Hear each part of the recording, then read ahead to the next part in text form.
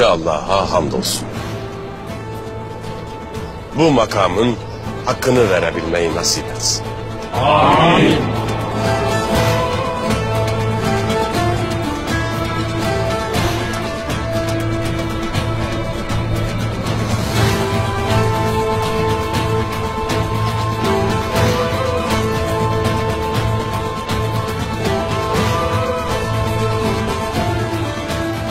Bu altın yay ve 3 gümüş ok Oğuz Atan'ın Cihangir alametidir. Buna en münasip olan sen ve neslindir. Allah sana ve nesline nice zaferler lütfetsin.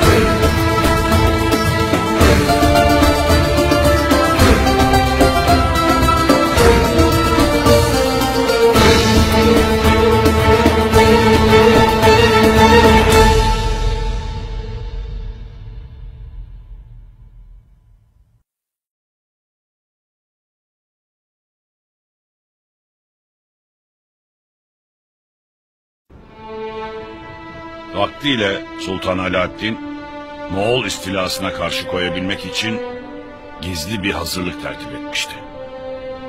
Tertip ettiği bu hazırlığa iştirak edecek olan yiğitlerin isimleri, gizli buluşma yerleri, Moğolların içlerine kadar sızmaya muvaffak olmuş casuslarımızın isimleri tek tek evraka işlendi.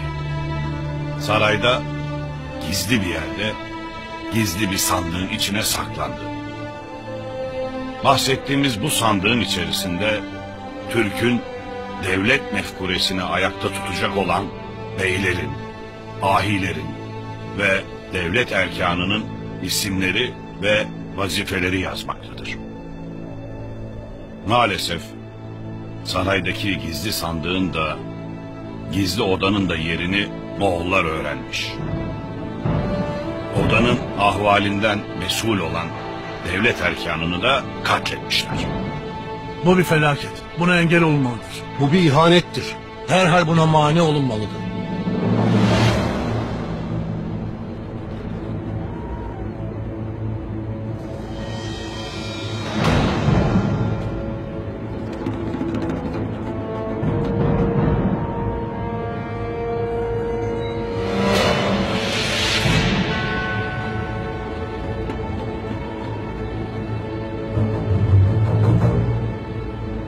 Gündüz Alp.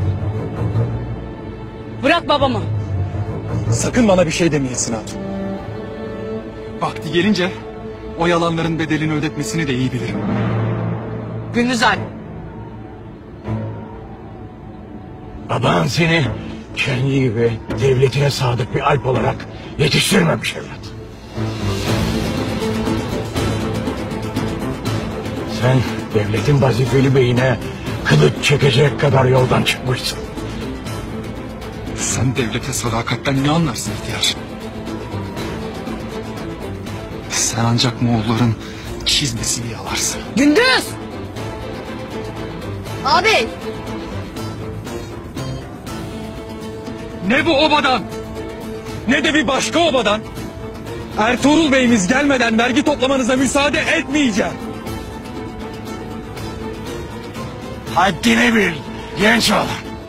Gündüz artık. Yeter. Bunların obamız